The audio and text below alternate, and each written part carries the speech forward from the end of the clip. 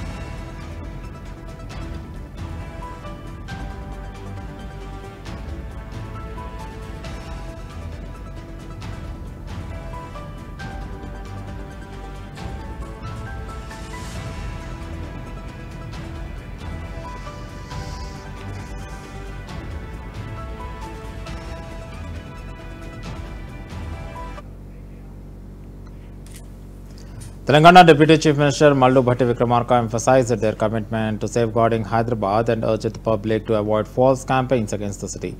He expressed frustration over what he termed false propaganda against his efforts to benefit the people. Describing Hyderabad's landscape of hills, mounds, ponds and parks, Bhatti Vikramarka highlighted concerns over encroachments and many ponds and parks, noting that water enters homes only during light rains. He asserted that initiative to cleanse the moss is aimed at societal welfare with the intention of transforming it into a better space, similar to Maniharam. He reiterated that his focus is on providing a better Hyderabad for future generations, clarifying that his agenda is public, not personal. కార్యక్రమం పైన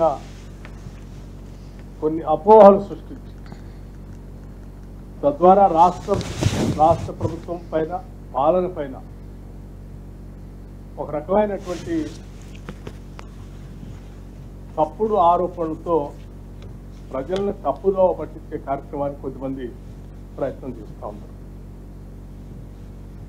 వాటికి సంబంధించిన సమాచారం మేము మొదటి నుంచి చెప్పుకుంటూ వస్తూ ఉన్నాం. It is a transparent government, people's government. మా ఆలోచన, ఈ ప్రభుత్వం యొక్క నిబద్ధత, ఇవన్నీ కూడా ప్రజలకి ఏ రకంగా మేలు జరగాలి, రాష్ట్రం ఏ రకంగా బాగుపడాలనేటువంటి ఆలోచన తప్ప వ్యక్తిగతమైనటువంటి అజెండా లేకపోతే స్వార్థపూరితమైనటువంటి ఆలోచన ఈ రాష్ట్ర ప్రభుత్వానికి జరపడానికి లేనే లేదని చాలా స్పష్టంగా చెప్పగలను. సో నేను ముందుగా హైదరాబాద్ నగరానికి సంబంధించి, నగరం అంటే పాత రోజుల్లో మనం అందరం అనుకునేది rocks, lakes and parks. Hyderabad నగరవనంలోనే మనందరికి గుర్తొచ్చేది రాక్స్, లేక్స్ అండ్ పార్క్స్. అద్భుతమైనటువంటి అనేక రకాలైన గుట్టలతో, అనేక రూపాలతో, రాక్ గార్డెన్స్ లాగా ఉండేటువంటి అనేక రాక్స్ హైదరాబాద్ చాలా ప్రసిద్ధి. వాటిపైన చాలామంది పరిశోధనకారులు విస్తృతమైనటువంటి ప్రచారం కూడా చేశారు. కార్యక్రమం పైన కొన్ని అపోహలు సృష్టించి తద్వారా రాష్ట్ర ప్రభుత్వం పైన పాలన పైన ఒక రకమైనటువంటి తప్పుడు ఆరోపణలతో ప్రజల్ని తప్పుదో పట్టించే కార్యక్రమాన్ని కొంతమంది ప్రయత్నం చేస్తూ ఉన్నారు. వాటికి సంబంధించిన సమాచారం మేము మొదటి నుంచి చెప్పుకుంటూ వస్తూ ఉన్నాం. It is a transparent government, people's government. మా ఆలోచన, ఈ ప్రభుత్వం యొక్క నిబద్ధత ఇవన్నీ కూడా ప్రజలకి ఏ రకంగా మేలు జరగాలి, రాష్ట్రం ఏ రకంగా బాగుపడాలనేటువంటి ఆలోచన తప్ప వ్యక్తిగతమైనటువంటి అజెండా లేకపోతే స్వార్థపూరితమైనటువంటి ఆలోచన ఈ రాష్ట్ర ప్రభుత్వానికి కేంద్ర రాజ్యానికి లేనే లేదని చాలా స్పష్టంగా చెప్పగలుగుతాను. సో నేను ముందుగా హైదరాబాద్ నగరానికి సంబంధించి, నగరం అంటే పాత రోజుల్లో మనం అందరం అనుకునేది rocks, lakes and parks. Hyderabad నగరవనంలోనే మనందరికి గుర్తొచ్చేది రాక్స్, లేక్స్ అండ్ పార్క్స్. అద్భుతమైనటువంటి అనేక రకాలైన గుట్టలతో, అనేక రూపాలతో, రాక్ గార్డెన్స్ లాగా ఉండేటువంటి అనేక రాక్స్ హైదరాబాద్ చాలా ప్రసిద్ధి. వాటిపైన చాలామంది పరిశోధనకారులు విస్తృతమైనటువంటి ప్రచారం కూడా చేశారు. కార్యక్రమం పైన కొన్ని అపోహలు సృష్టించి తద్వారా రాష్ట్ర ప్రభుత్వం పైన పాలన పైన ఒక రకమైనటువంటి తప్పుడు ఆరోపణలతో ప్రజల్ని తప్పుదో పట్టించే కార్యక్రమాన్ని కొంతమంది ప్రయత్నం చేస్తూ ఉన్నారు. వాటికి సంబంధించిన సమాచారం మేము మొదటి నుంచి చెప్పుకుంటూ వస్తూ ఉన్నాం. It is a transparent government, people's government. Rana Mukherjee, Bolpur ASP reported that 6 individuals lost their lives in the Gagan Chak coal mine explosion in Birbhum district. He explained that the incident occurred when a truck carrying a detonator arrived at the colliery for unloading. Leading to the explosion, Mukherjee also noticed that 3 people were injured and are currently receiving treatment at the hospital. He confirmed that the West Bengal government has announced job support for the victims' families and that company involved will provide compensation. A forensic team will investigate the cause of the blast.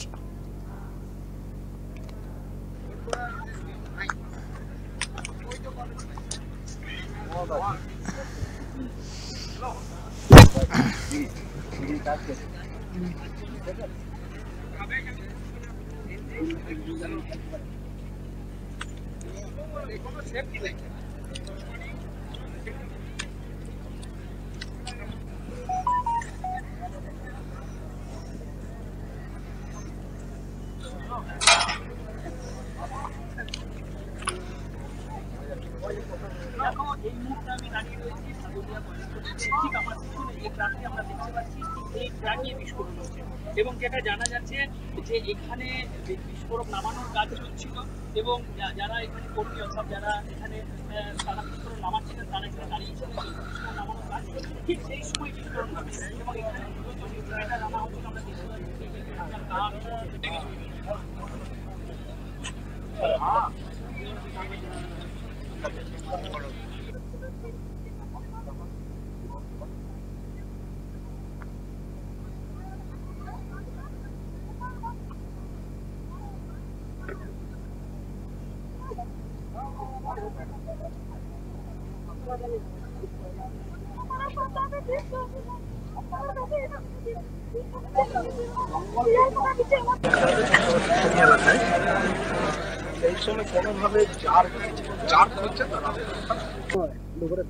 मैं यहाँ पर एक blast के खबर से मैं आया हूँ।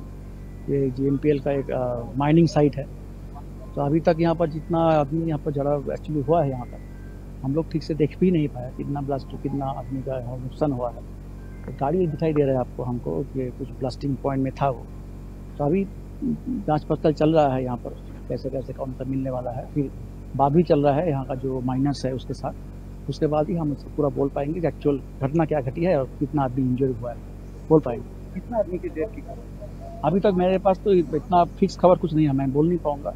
ये सब कुछ खाली होने के बाद हम लोग इसको चेक करेंगे थोड़ो से, फिर आपको मैं टाइम नंबर बोल पाऊँ।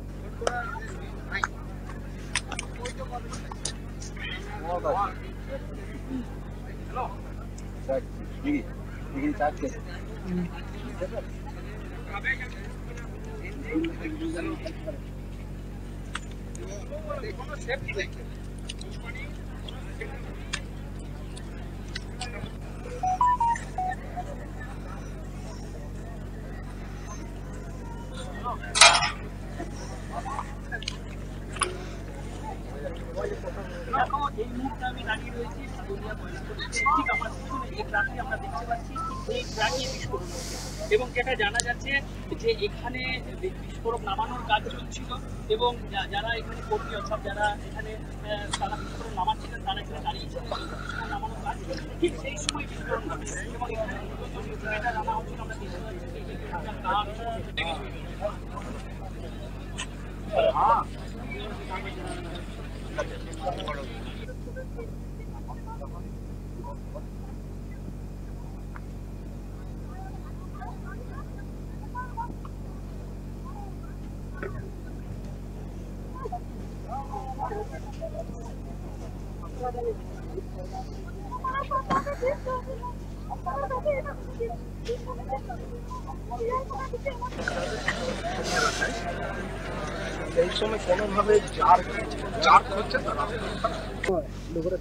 मैं यहाँ पर एक ब्लास्ट के खबर से मैं आया हूँ। ये GNPL का एक माइनिंग साइट है। तो अभी तक यहाँ पर जितना आदमी यहाँ पर जड़ा एक्चुअली हुआ है, यहाँ पर हम लोग ठीक से देख भी नहीं पाया कितना ब्लास्ट कितना आदमी का नुकसान हुआ है। तो गाड़ी दिखाई दे रहा है आपको हमको कि कुछ ब्लास्टिंग पॉइंट में था वो। तो अभी जांच पड़ताल चल रहा है यहाँ पर कैसे कैसे कौन सा मिलने वाला है। फिर बात भी चल रहा है यहाँ का जो माइनर्स है उसके साथ। उसके बाद ही हम इसको पूरा बोल पाएंगे कि एक्चुअल घटना क्या घटी है और कितना आदमी इंजर्ड हुआ है, बोल पाएंगे। कितना आदमी की डेथ की अभी तक मेरे पास तो इतना फिक्स खबर कुछ नहीं है, मैं बोल नहीं पाऊंगा। ये सब कुछ खाली होने के बाद हम लोग इसको चेक करेंगे थोड़ो से, फिर आपको मैं टाइम नंबर बोल पाऊँ।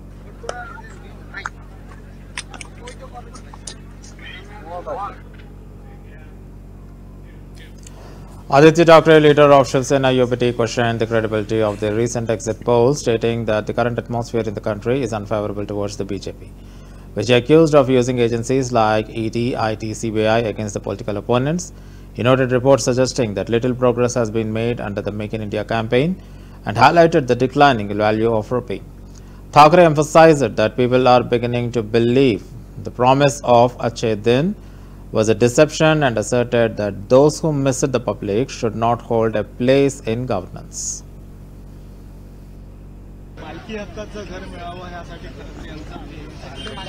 यांची मागणी गैर नाही आहे। आपल्याला आठवत असेल महाविकास आघाडीचं सरकार असताना उद्धव साहेबांनी निर्णय घेतला होता की यांना मालकी हक्काचं घर इथेच द्यावं।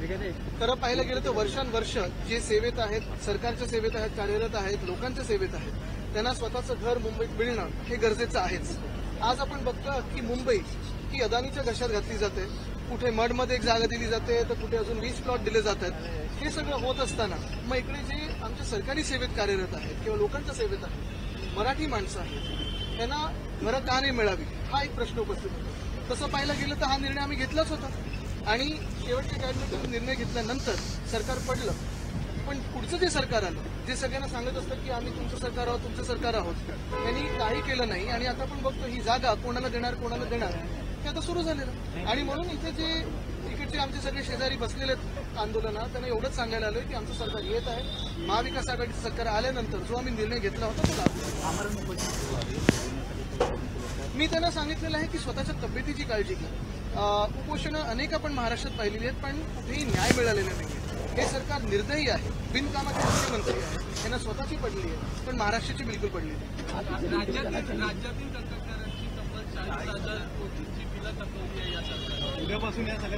नक्कीच, कारण आपण पाहतोय सगळीकडे ऍडव्हान्स मोबिलायझेशन दिला जातो 10% आणि त्याच्यात अनेक टक्के काढले जातात स्वतःच्या टोक्यांसाठी. महाराष्ट्राला धोके मिळतात आणि कुठेही काम पूर्ण झालेलं नाही दिसत. आणि आता दुसरी गोष्ट की 40,000 कोटी थकवलेलं. तसंच तुम्हाला अजून एक सांगतो, हेच सरकार परत आलं म्हणजे हे भाजप आणि मिंदेचं सरकार, तर लाडकी बहिणीचं देखील 1500 वरनं 15 रुपयावर आणली. कारण हे 15 लाखाबद्दल बोलत होते, ते 1500 वर आलेले. आणि म्हणून आमचं सरकारनंतर आम्ही हे दुप्पट्ट करूच. दुसरी गोष्ट म्हणजे यांनी जी उधळपट्टी केलेली आहे कॉन्ट्रॅक्टर्सला देऊन, मग स्वतःचे आवडते जे कॉन्ट्रॅक्टर्स आहेत त्यांची कॉन्ट्रॅक्ट रद्द करू. तिसरी गोष्ट म्हणजे सुरक्षित बहीण पण आम्ही योजना आणू. मालकी हक्काचं घर मिळावं यासाठी खरं तर यांची मागणी गैर नाहीये. आपल्याला आठवत असेल, महाविकास आघाडीचं सरकार असताना उद्धव साहेबांनी निर्णय घेतला होता की यांना मालकी हक्काचं घर इथेच द्यावं. खरं पाहायला गेलं तर वर्षानुवर्ष जे सेवेत आहेत, सरकारच्या सेवेत आहेत, कार्यरत आहेत, लोकांच्या सेवेत आहेत, त्यांना स्वतःचं घर मुंबईत मिळणं हे गरजेचं आहेच. आज आपण बघतो की मुंबई ही अदानीच्या घशात घातली जाते. कुठे मडमध्ये एक जागा दिली जाते, तर कुठे अजून 20 प्लॉट दिले जात आहेत. हे सगळं होत असताना मग इकडे जे आमच्या सरकारी सेवेत कार्यरत आहेत किंवा लोकांच्या सेवेत आहेत, मराठी माणसं आहेत, त्यांना घरं का नाही मिळावी हा एक प्रश्न उपस्थित होतो. तसं पाहायला गेलं तर हा निर्णय आम्ही घेतलाच होता आणि शेवटच्या कॅबिनेटने निर्णय घेतल्यानंतर सरकार पडलं. पण पुढचं जे सरकार आलं, जे सगळ्यांना सांगत असतं की आम्ही तुमचं सरकार आहोत, तुमचं सरकार आहोत, त्यांनी काही केलं नाही. आणि आता आपण बघतो ही जागा कोणाला देणार ते आता सुरू झालेलं. आणि म्हणून इथे जे इकडचे आमचे सगळे शेजारी बसलेले आंदोलनात, त्यांना एवढंच सांगायला आलं की आमचं सरकार येत आहे, महाविकास आघाडीचं सरकार आलं.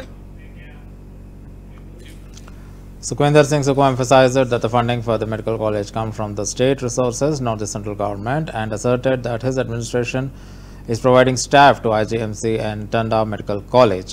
He refuted claims about the toilet tax, stating that there is no such charge exists, and criticized the BJP for making such statements ahead of Haryana elections, while highlighting that his government has waived the previous sewerage tax imposed by the prior administration. Chowk medical college के लिए पैसा दिया, वो केंद्र ने नहीं दिया. नड्डा जी केंद्रीय मंत्री है, वो हमने अपने संसाधनों से पैदा किया और उन मेडिकल कॉलेजों को पूरा करवाया है. आज जो आईजीएमसी में हम स्टाफ नर्सिस दे रहे हैं, टांडा मेडिकल कॉलेज में डॉक्टर दे रहे हैं, स्टाफ नर्सिस दे रहे हैं, वो सब हम अपने संसाधनों से पूरा कर रहे हैं. नड्डा जी को ये बयान शोभा नहीं देता कि वो इस प्रकार की बात करें. वो एक राष्ट्रीय पार्टी के राष्ट्रीय अध्यक्ष भी है और केंद्र के स्वास्थ्य मंत्री भी है. पर जिस प्रकार की बात आकर उन्होंने कही और किस प्रकार का झूठी बात उन्होंने कही, वो उन्हें शोभा नहीं देता. और एक और मैं बात कहना चाहूंगा, नड्डा जी ने कहा कि यहाँ कोई नाम नया ढूंढ के लाए, जो हमने भी नहीं सुना कि टॉयलेट टैक्स लगा है.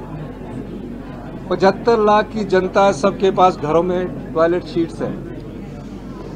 एक भी जनता का आदमी अगर ये बता दे कि किसी से अभी तक ना तो पानी के पैसे लिए गए हैं और ना इस प्रकार की कोई बात की है.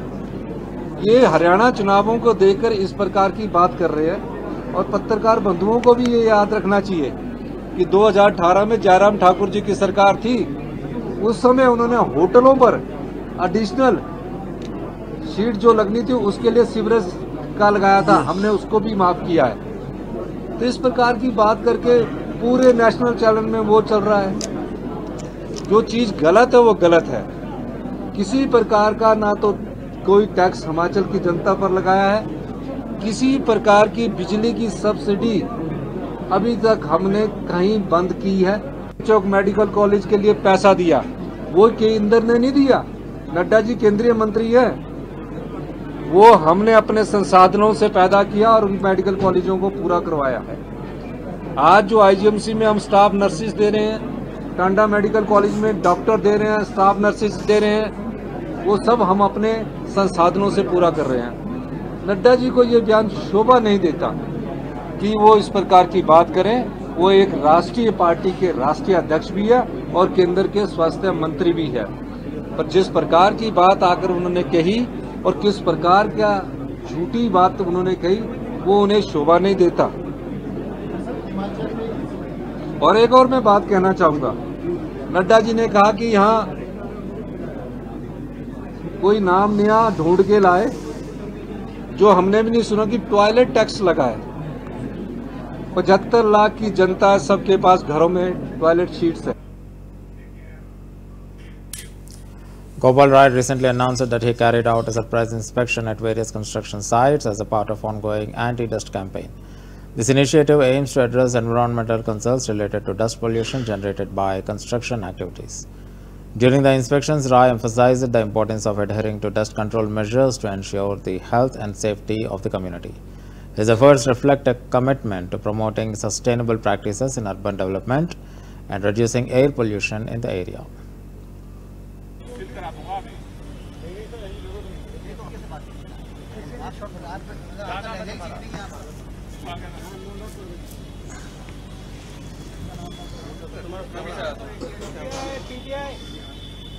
बस ठीक है, बहुत बढ़िया। ऐसे बस ठीक है सर, यहीं पे ठीक है सर। हाँ ठीक है, प्लान लेके आओ।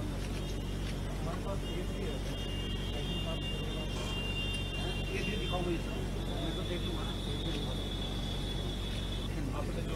बता दो बात यहीं पे है, बात जो भी तुम्हारे सिग्नल में तो लॉक करके जाऊँगा अगर नहीं छोड़ दोगे उनको बता दो। नहीं आप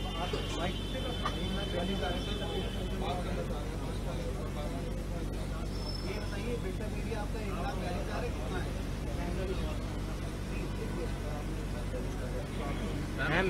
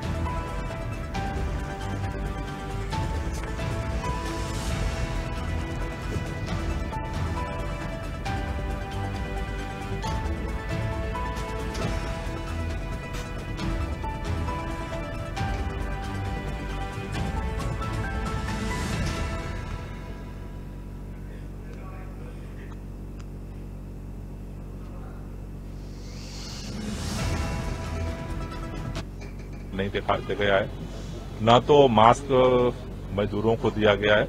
तो अभी डीपीसीसी की तरफ से इनको जो है नोटिस दिया जा रहा है, इसको कंप्लायंस करके जल्द से जल्द रिपोर्ट दें और सारे वायलेशन के लिए जो 5 लाख रुपए का जुर्माना गोदरेज के ऊपर भी लगाया जा रहा है और हमें उम्मीद है कि जल्द ही जो है सारे कंप्लायंस को ये फॉलो करेंगे और जो है यहाँ पर डीपीसीसी को सूचित करेंगे। अगर ये कंप्लायंस फॉलो नहीं करते हैं तो फिर पर डे के हिसाब से पेनाल्टी आगे जो है इनके ऊपर इम्पोज की जाएगी। कौन सी कंपनी सर यहाँ? ये गोदरेज का ही प्रोजेक्ट है, इन्होंने सब कॉन्ट्रैक्ट अलग अलग कंपनियों को दिया। टीडीआई कॉन्ट्रैक्टर है, उनको इन्होंने काम दिया हुआ है। तो अभी इनको तुरंत नोटिस दिया जा रहा है कि तुरंत कंप्लायंस सबमिट करें और अगर ये नहीं करते हैं तो फिर पर डे के हिसाब से भी हम पेनाल्टी इम्पोज करें। क्या होता है पेनाल्टी? वो अलग अलग 7,500 रुपए पर डे पर।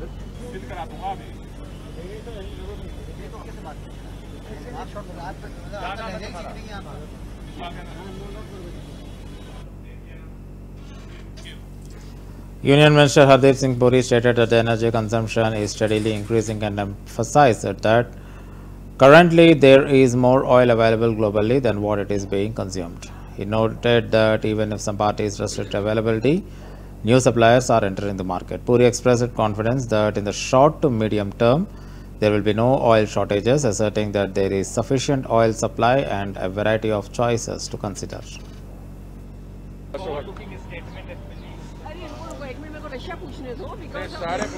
देखिए our energy consumption has been steadily growing. Today there is more oil available in the world than there is consumption. If some parties hold back on availability, there are new suppliers on the market also. In the short to medium term, I don't see any shortage of oil in the world. The rest, you know, we have now buying from 39 sources. Earlier we were buying from 27. There is enough oil available and we have enough choices to exercise. देखिए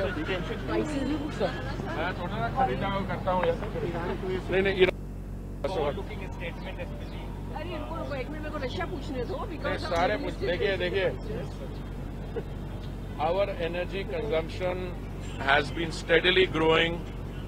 Today there is more oil available in the world than there is consumption. If some parties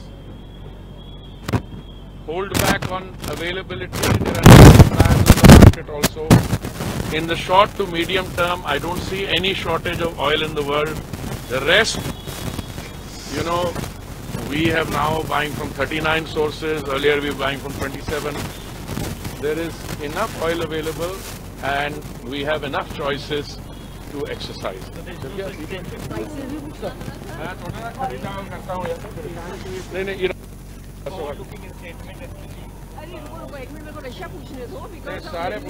देखिए our energy consumption.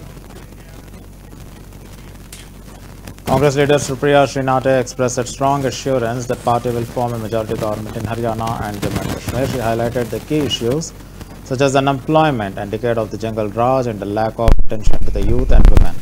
Srinath emphasized that people believe that if Congress comes to power, there will be increased investments and job opportunities.